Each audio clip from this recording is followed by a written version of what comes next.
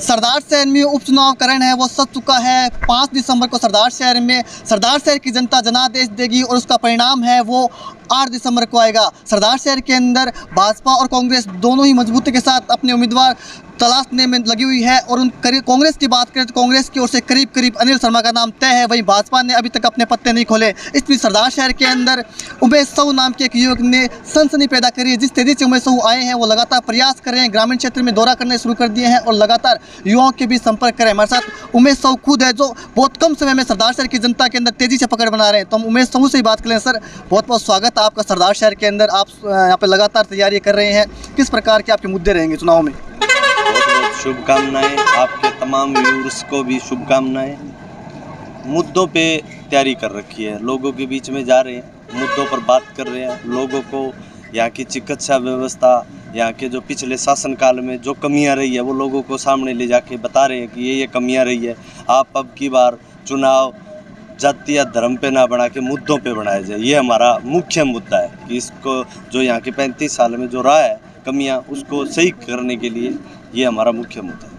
तो जी वो बात ठीक है आपकी। सरदार शहर के कांग्रेस और भाजपा दोनों चुनाव लड़ रही है, हर मजबूती के साथ चुनाव लड़ेगी। पूरे राजस्थान की इस पे चुनाव होगा, नज़र होगी। लेकिन जनता ये चाहती है, हमारे दर्शक चाहते हैं कि आखिर आपको क्यों वोट दे, वजह क्या है? मैं इसलिए वोट की अपील कर रहा हूँ क्योंकि सरदार शहर की जनता में पिछले 35 साल का जो वनवास था वो कट जाएगा। क्योंकि विधानसभा पिछले 10 साल के कार्यकाल में एक बार भी इस विधानसभा में जाके यहाँ के लोगों की एक भी मांग नहीं उठाई है। आप भी देख सकते हो, कोई भी प्रश्नकाल कुछ भी हो, विधानसभा चली है तब वहाँ पे हमारा इस सरदार शहर का कोई प्रतिनिधित्व तो नहीं होना पाना, ये भी एक बड़ा कारण है। इसलिए मैं लोगों के पास इसलिए जा रहा हूँ कि आपका 35 साल का जो वनवास था वो कटवा दूँ। सर, मुख्य रूप से अगर आप जीत के आते हो, सरदार की जनता आपको चुनती है, तो क्या कुछ बदलाव देखने को मिलेगा?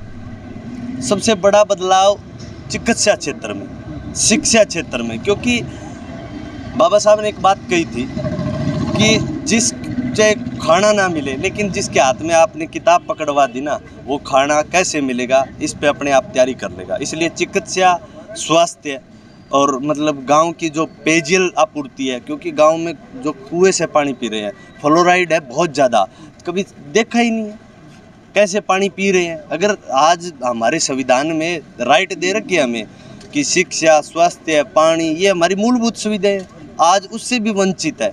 तो इसलिए हमारे मुद्दे ये भी रहे।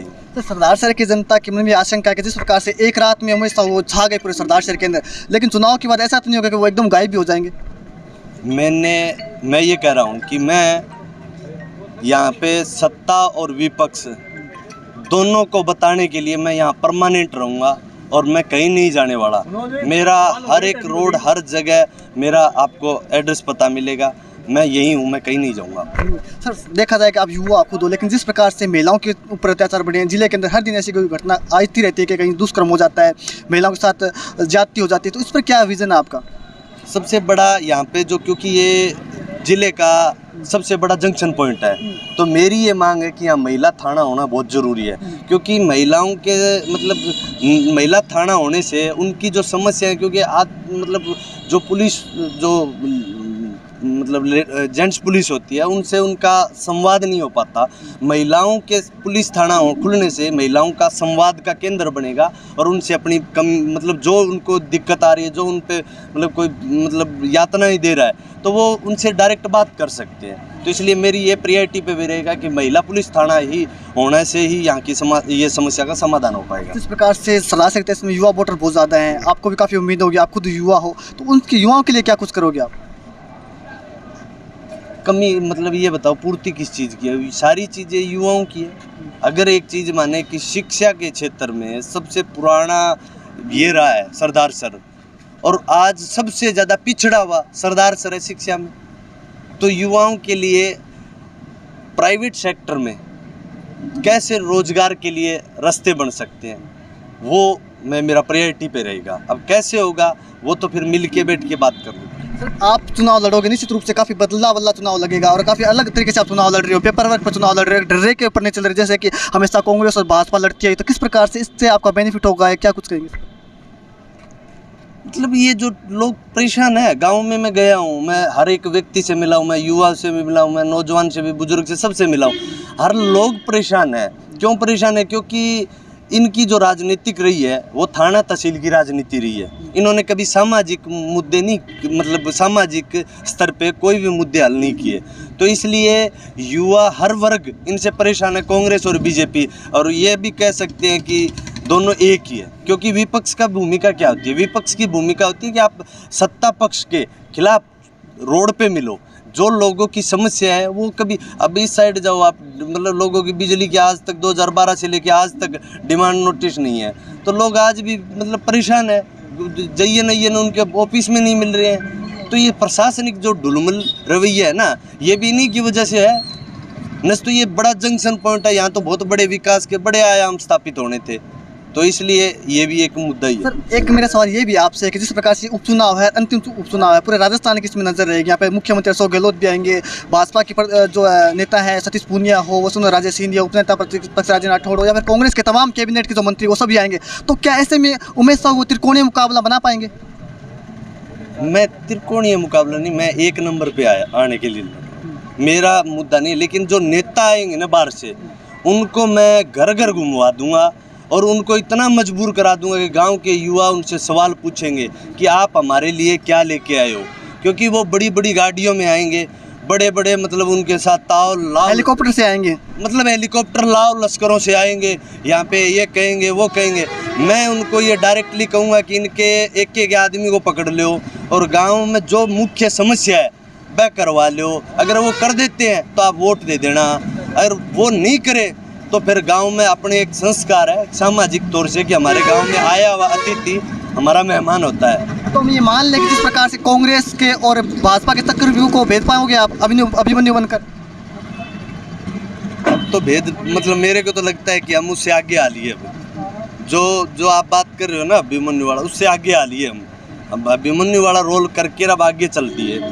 तो ये मान के चलो कि युवा और नौजवान वर्ग और यहाँ के किसान जो मजदूर है वो बदलाव की पूरी। उमेश जी, कांग्रेस की ओर से सीएम अशोक गहलोत प्रचार करेंगे, पूरी कैबिनेट प्रचार करेगी, भाजपा की ओर से वसुंधरा राजे आएंगी, प्रदेश स्तर के राष्ट्रीय स्तर के नेता भी आएंगे। उमेश साहू के पक्ष में कौन नेता आएगा चुनाव प्रचार करने के लिए? आरएलपी की ओर से भी हनुमान बेनीवाल आएंगे। उमेश साहू किसके दम पर चुनाव लड़ रहे हैं? मैं यहाँ के युवाओं के दम पे लड़ रहा हूँ, मैं यहाँ के किसान के दम पे लड़ रहा हूँ, मैं यहाँ पे मजदूर के दम पे चुनाव लड़ रहा हूँ। मेरे स्टार प्रचारक हर दूसरा तीसरा अपने आप दिख रहा है, वो सर दिख भी रहा है, फेसबुक वॉल पर लगातार उमेश साहू छाए हुए हैं, पोस्टर लगे हुए हैं दीवारों के ऊपर, हर युवा की जुबान पर उमेश साहू। लेकिन वो वोट के अंदर तब्दील हो पाएंगे क्या? वो वोट ही है, क्यों प्रचार करे? जब वोट है तो ही प्रचार कर रहे हैं, क्योंकि उनको अच्छा लग रहा है कि यार कोई तो इस पे आके आपको मुद्दे की बात कर रहा है ना। सारा कोई आता है जाति धर्म, ये मुद्दा थोड़ी है। देश इस पे नहीं टिका ना, ये विधानसभा इस पे है। हमारे लिए अच्छा क्या कर सकते हो, यहाँ पे आने वाले भविष्य के लिए आप अच्छा क्या कर सकते हो, ये बड़ा मुद्दा है, तो इस पे रहेगा। सर, मेरा एक सवाल आपसे ये भी कि जिस प्रकार से चुनाव चल रहे हैं, काफ़ी संघर्ष देखने को मिलेगा, आपका किसके साथ मुकाबला है, कांग्रेस से, भाजपा से या आरएलपी से? देखो, क्योंकि अभी तो मैं अकेला ही हूँ, अभी कोई रेस में आया ही नहीं है। जिस दिन आएंगे उस दिन बताएंगे। तो आप किस पार्टी से आओगे? निर्दलीय उम्मीदवार हो गया क्या? कुछ आपका विजन क्या है? मेरी पार्टी लोग ही है, मेरी पार्टी युवा ही है, मेरी कोई पार्टी नहीं। मैं गुलामी की लाइन में क्यों लगूं? लोग क्या उम्मीद कर रहे हैं फिर, मतलब औरों मेरे में फ़र्क क्या है? मैं यहाँ लोगों का काम करने आया हूँ, मैं लोगों का मतलब प्यार पाने आया हूँ, इसलिए मुझे पार्टी वार्टी से मैं ऊपर जा लिया। पार्टी नहीं चाहिए मेरे को, नहीं चाहिए। आपको सरदार साहब की जनता चाहिए, वो वोट करेंगे आपको? जी, पूरा करेगी। क्यों नहीं करेगी? क्योंकि युवाओं को, मतलब गांव में जाके मैं सरदार सर के हर एक वोटर को ये बताऊंगा कि मेरे ये मुख्य मुद्दे हैं और मैं आपके लिए ये करूंगा, तो क्यों नहीं वोटर करेगी? चलिए मान लेते हैं सुमेश जी, आपको सरदार साहब की जनता जिता कर विधानसभा चुनाव भेज देती है, तो वो पहला कौन सा काम होगा जो उमेश साहू है वो सरदार साहब की जनता के लिए करने जाएंगे? सबसे पहला काम यहाँ की चिकित्सा व्यवस्था को सुधारना मेरा पहला काम है। क्योंकि अगर इस बात करूँ, इस शहर में बड़े बड़े भामाशाह जो इस मिट्टी को दिया है, उन्हीं की वजह से ये सब बना है। आज तक उसमें 70 बेड, कभी 100 बेड, हर भाषणों में ये हुआ है, लेकिन धरातल पे नहीं हुआ। मैंने अभी देखा है जाके हॉस्पिटल में, हालात ये है कि वहाँ गाँव में CSC PSC उससे अच्छा है, और ये मतलब तहसील हेडक्वार्टर का होते हुए भी इतना गंदा हालात है हॉस्पिटल का, तो ये मेरा प्रायोरिटी पे रहेगा, क्योंकि लोग चूरू ना जाना पड़े, बीकानेर ना जाना पड़े। तो भाई जी आपने सरदार शहर की नब्ज को पकड़ा, एकदम हॉस्पिटल की समस्या पिछले लंबे समय से बनी हुई है। आए दिन यहाँ पर एक्सीडेंट होते हैं, आए दिन यहाँ पर रेफर कर दी जाते हैं, इलाज के अभाव में वो दम तोड़ देते हैं। आपने सही मुद्दा पकड़ा, इसमें कोई शक नहीं है। लेकिन इसके अलावा आपको नहीं लगता कि सरदार शहर में भी चिकित्सा के अलावा भी शिक्षा के क्षेत्र में बहुत बदलाव होना चाहिए, महिलाएँ कॉलेज होने चाहिए, इसके अलावा और भी बहुत सारे कुछ बदलाव हो सकते हैं?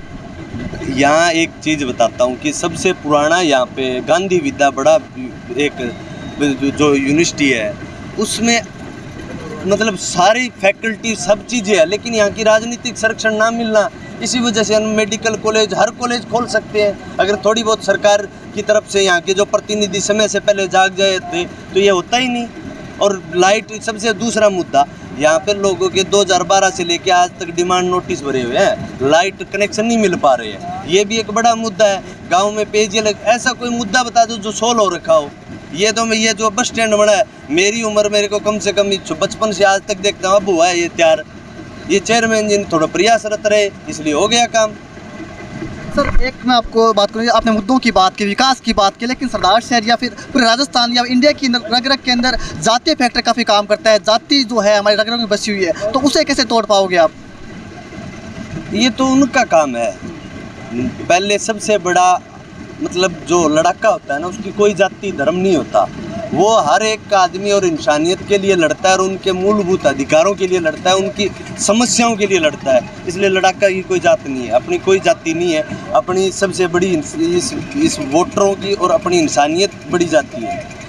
तो सर अंतिम संदेश क्या देना चाहोगे सरदार शहर की जनता को हमारे इस चैनल के माध्यम से? मैं यही अपील करना चाहूँगा कि अभी चुनावी बड़े लोग आएंगे, उन लोगों से आप सवाल करना और पूछना कि 35 साल का वनवास क्यों था हमारी विधानसभा का, और हमारी विधानसभा में काम ना होना ये किसका खामियाजा था। हमारे यहाँ अगर राज की बात करें तो ऊपर से लेके नीचे सांकड़ जोड़ दी, बड्डी सांकड़ बना दी कड़ी कहते कहते, लेकिन काम नहीं हुआ। तो इसलिए जो भी आए उनको काम के लिए बोलना, काम पे ही कहोगे तो आपसे बात करे वो लोग भागेंगे, आपके साथ खड़ेंगे नहीं। इसलिए विकास के नाम पे आप वोट दीजिए, विकास के नाम पे वोट दें, बदलाव के नाम पे वोट दें। हाँ, बदलाव और विकास के नाम पे, ये मुख्य मुद्दा ही रहेगा। तो ये थे हमें साहब जो कि सरदार शहर राजनीति में नए हैं, लेकिन इनके दावे हैं वो काफ़ी बड़े हैं, बदलाव के नाम पे चुनाव लड़ रहे हैं। अब देखने वाली बात ये होगी कि सरदार शहर की जनता आखिर कितना इनके दावों और वादों पर विश्वास करती है। दिव्य न्यूज़ के लिए गजेंद्र सिंह।